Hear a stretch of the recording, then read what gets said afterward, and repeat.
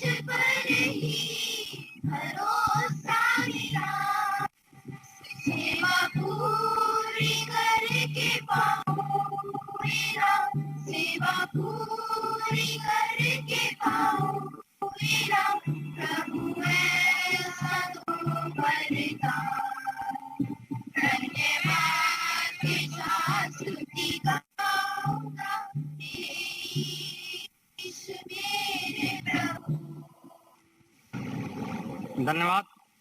अब इसी क्रम गाजीपुर की धरती से श्री नरसिंह यादव जी द्वारा माननीय प्रधानमंत्री जी के स्वागत में गीत प्रस्तुत के लिए आमंत्रित करते हैं। नरसिंह जी।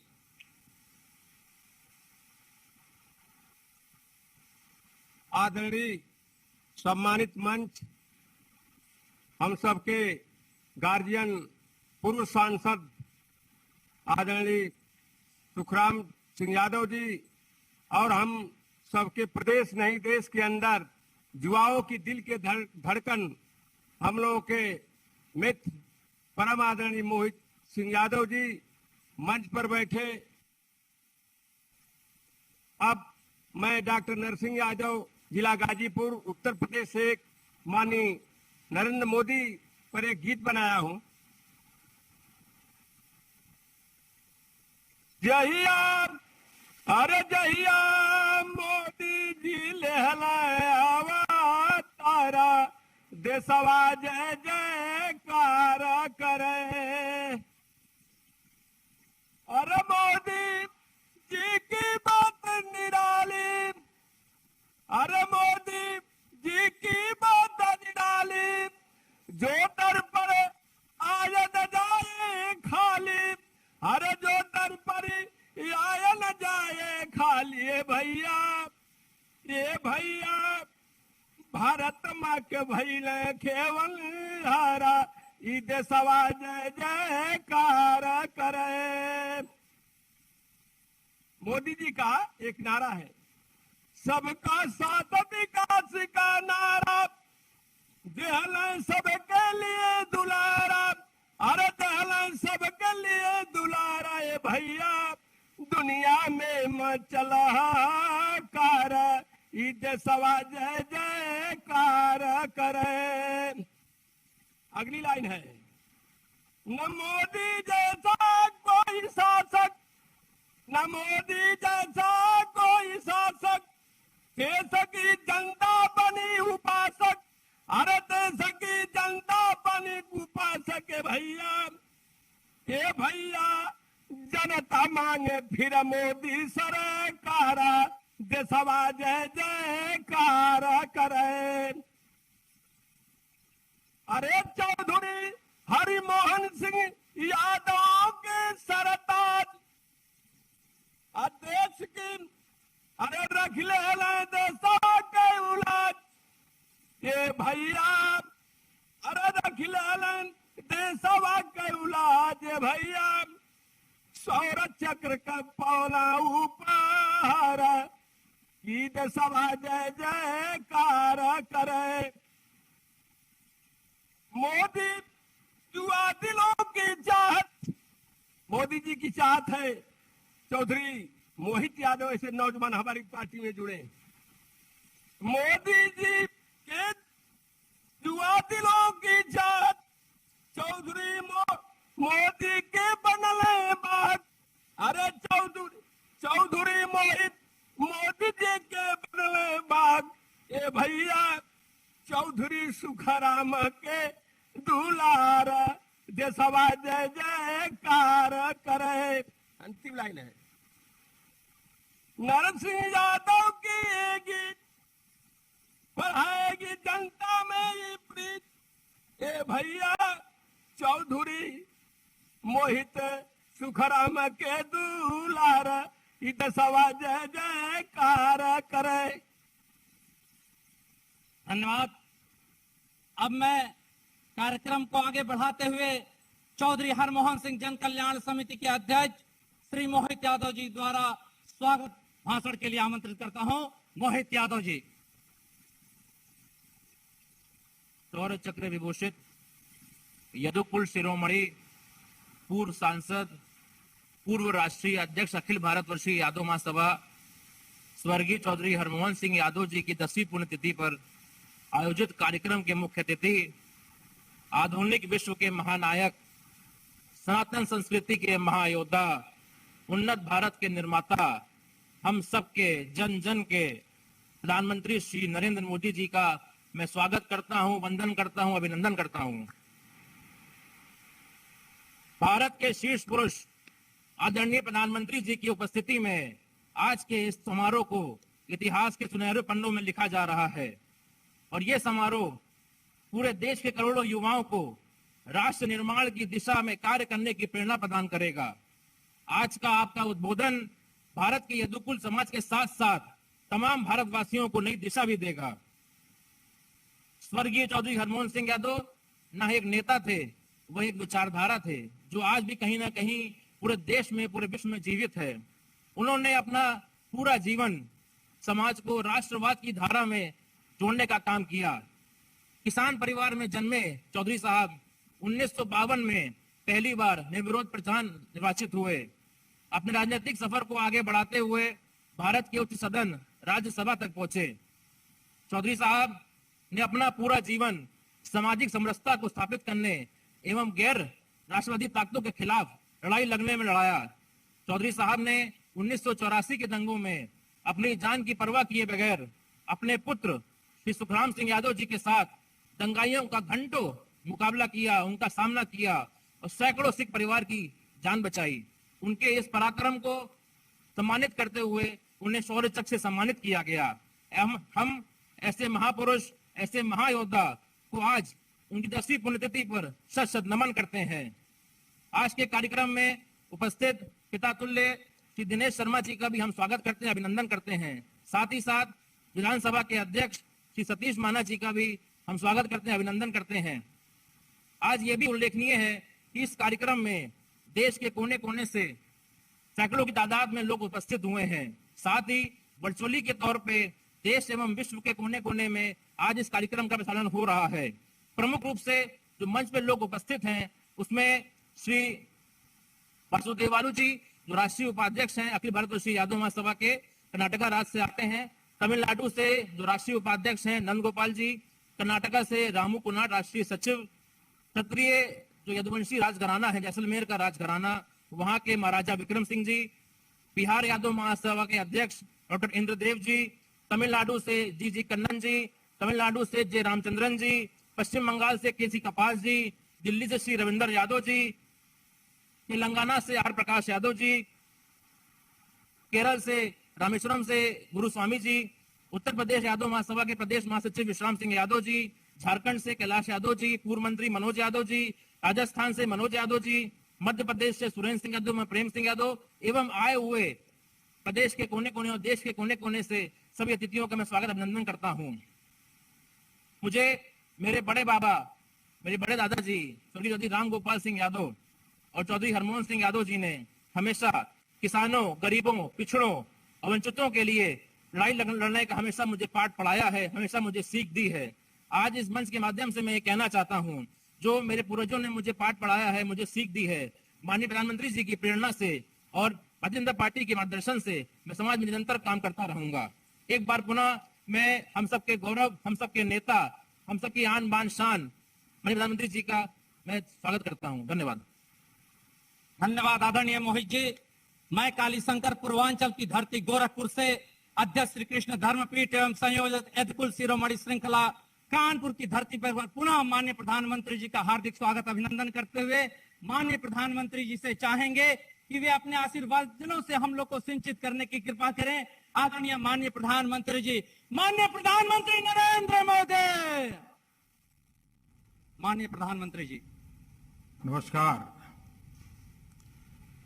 मैं स्वर्गीय हरमोहन सिंह यादव जी, उनकी पुण्यतिथि पर उन्हें आदरपूर्वक नमन करता हूं, अपनी श्रद्धांजलि अर्पित करता हूं। मैं सुखराम जी का भी आभार व्यक्त करता हूं कि उन्होंने इस कार्यक्रम के लिए मुझे इतने स्नेह के साथ आमंत्रित किया। मेरी हार्दिक इच्छा भी थी कि मैं इस कार्यक्रम के लिए कानपुर आकर आप सबके बीच उपस्थित रहूं, लेकिन आज हमारे देश के लिए एक बहुत बड़ा लोकतांत्रिक अवसर भी है। आज हमारी नई राष्ट्रपति जी का शपथ ग्रहण हुआ है। आजादी के बाद पहली बार आदिवासी समाज से एक महिला राष्ट्रपति देश का नेतृत्व करने जा रही है। ये हमारे लोकतंत्र की ताकत का, हमारे सर्वसमावेशी विचार का जीता जागता उदाहरण है। इस अवसर पर आज दिल्ली में कई जरूरी आयोजन हो रहे हैं। संवैधानिक दायित्वों के लिए मेरा दिल्ली में रहना बहुत स्वाभाविक जरूरी भी रहता है, इसलिए मैं आपसे वीडियो कॉन्फ्रेंसिंग के जरिए आज आपसे जुड़ रहा हूं। साथियों, हमारे यहां मान्यता है कि शरीर के जाने के बाद भी जीवन समाप्त नहीं होता। गीता में भगवान श्री कृष्ण का वाक्य है, नैनम छिद्दन्ति शस्त्राणि नैनम दहति पावकः, अर्थात आत्मा नित्य होती है, अमर होती है। इसलिए जो समाज और सेवा के लिए जीते हैं वे मृत्यु के बाद भी अमर रहते हैं। आजादी की लड़ाई में महात्मा गांधी हो या आजादी के बाद पंडित दीनदयाल उपाध्याय जी, राम मनोहर लोहिया जी, जयप्रकाश नारायण जी, ऐसी कितनी ही महान आत्माओं के अमर विचार हमें आज भी प्रेरणा देते हैं। लोहिया जी के विचारों को उत्तर प्रदेश और कानपुर की धरती से हरमोहन सिंह यादव जी ने अपने लंबे राजनीतिक जीवन में आगे बढ़ाया। उन्होंने प्रदेश और देश की राजनीति में जो योगदान किया, समाज के लिए जो कार्य किया, उनसे आने वाली पीढ़ियां उनको निरंतर मार्गदर्शन मिल रहा है। साथियों, चौधरी हरमोहन सिंह यादव जी ने अपना राजनीतिक जीवन ग्राम पंचायत से शुरू किया था। उन्होंने ग्राम सभा से राज्यसभा तक का सफर तय किया। वो प्रधान बने, विधान परिषद सदस्य बने, सांसद बने। एक समय मेहरबान सिंह का पूर्वा से यूपी की राजनीति को दिशा मिलती थी। राजनीति के इस शिखर तक पहुंचकर भी हरमोहन सिंह जी की प्राथमिकता समाज ही रहा। उन्होंने समाज के लिए सक्षम नेतृत्व तैयार करने के लिए काम किया। उन्होंने युवाओं को आगे बढ़ाया, लोहिया जी के संकल्पों को आगे बढ़ाया। उनका फौलादी व्यक्तित्व हमने 1984 में भी देखा था। हरमोहन सिंह यादव जी ने न केवल सिख संहार के खिलाफ राजनीतिक स्टैंड लिया, बल्कि सिख भाई बहनों की रक्षा के लिए वो सामने आकर के लड़े। अपनी जान पर खेलकर उन्होंने कितने ही सिख परिवारों की, मासूमों की जान बचाई। देश ने भी उनके इस नेतृत्व को पहचाना, उन्हें शौर्य चक्र दिया गया। सामाजिक जीवन में हरमोहन सिंह यादव जी ने जो आदर्श उदाहरण प्रस्तुत किया वो अतुलनीय है।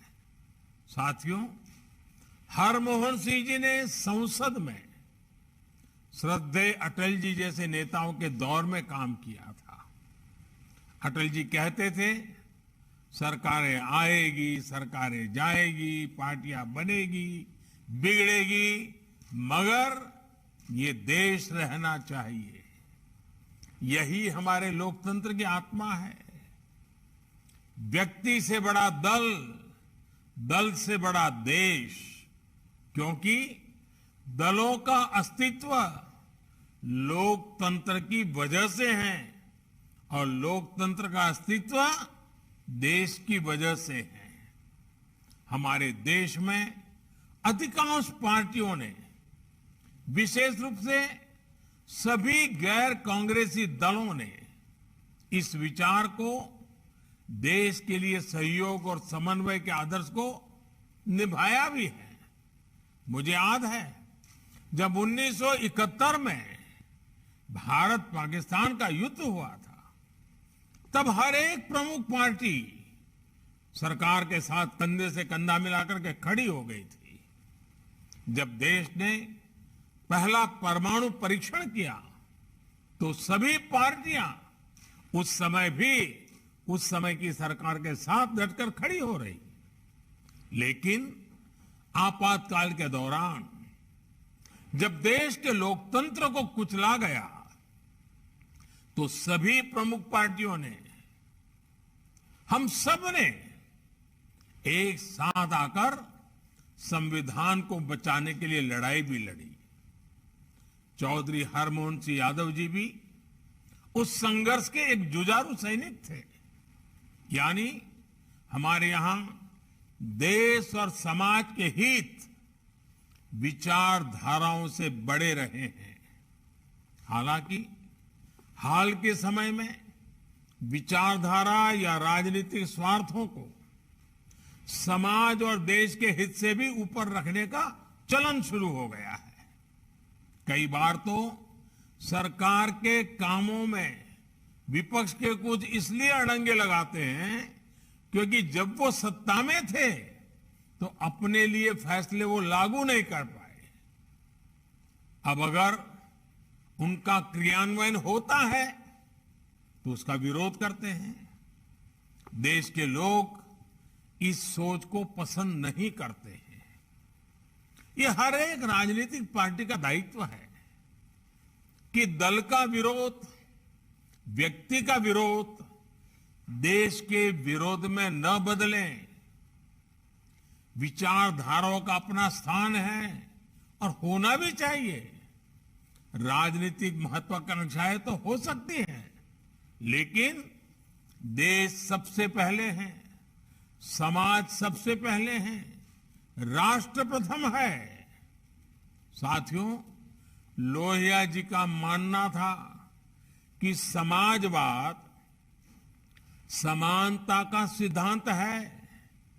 वो सतर्क करते थे कि समाजवाद का पतन उसे असमानता में बदल सकता है। हमने भारत में इन दोनों परिस्थितियों को देखा है। हमने देखा है कि भारत के मूल विचारों में समाज वाद और विवाद का विषय नहीं है। हमारे लिए समाज हमारी सामूहिकता और सहकारिता की संरचना है। हमारे लिए समाज हमारा संस्कार है, संस्कृति है, स्वभाव है। इसलिए लोहिया जी भारत के सांस्कृतिक सामर्थ्य की बात कहते थे। उन्होंने रामायण मेला शुरू कर हमारी विरासत और भावनात्मक एकता के लिए जमीन तैयार की। उन्होंने गंगा जैसी सांस्कृतिक नदियों के संरक्षण की उसकी चिंता दशकों पहले की थी।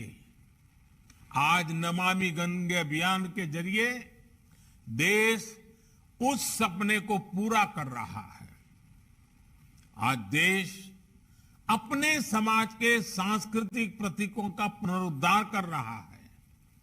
ये प्रयास समाज की सांस्कृतिक चेतना को जीवंत कर रहे हैं, समाज की ऊर्जा को, हमारे पारस्परिक जुड़ाव को मजबूत कर रहे हैं। इसी तरह नए भारत के लिए देश अपने अधिकारों से भी आगे बढ़कर आज कर्तव्य की बात कर रहा है। जब कर्तव्य की ये भावना मजबूत होती है तो समाज अपने आप मजबूत होता है। साथियों, समाज की सेवा के लिए ये भी आवश्यक है कि हम सामाजिक न्याय की भावना को स्वीकार करें, उसे अंगीकार करें। आज जब देश अपनी आजादी के 75 वर्ष पर अमृत महोत्सव मना रहा है तो ये समझना और इस दिशा में बढ़ना बहुत जरूरी है।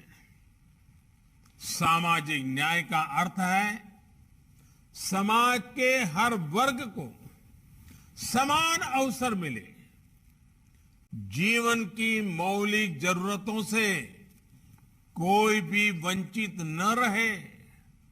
दलित, पिछड़ा, आदिवासी, महिलाएं, दिव्यांग जब आगे आएंगे तभी देश आगे जाएगा।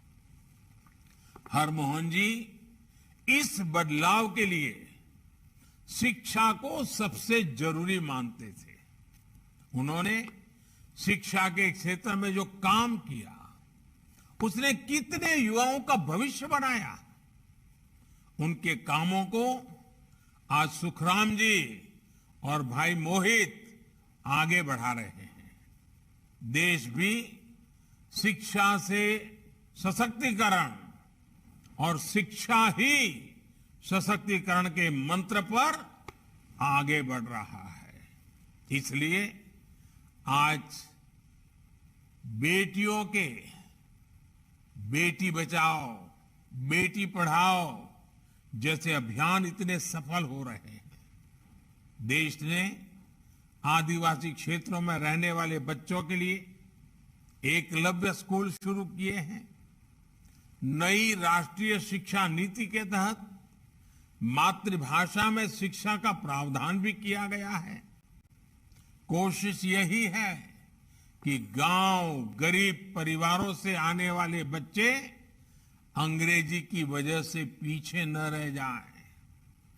सबको मकान, सबको बिजली कनेक्शन, जल जीवन मिशन के तहत सबको साफ पानी, किसानों के लिए सम्मान निधि, ये प्रयास आज गरीब, पिछड़े, दलित, आदिवासी सभी के सपनों को ताकत दे रहे हैं। देश में सामाजिक न्याय की जमीन मजबूत कर रहे हैं। अमृत काल के अगले 25 साल सामाजिक न्याय के इन्हीं संकल्पों की पूर्ण सिद्धि के साल है। मुझे विश्वास है देश के इस अभियान में हम सब अपनी भूमिका निभाएंगे।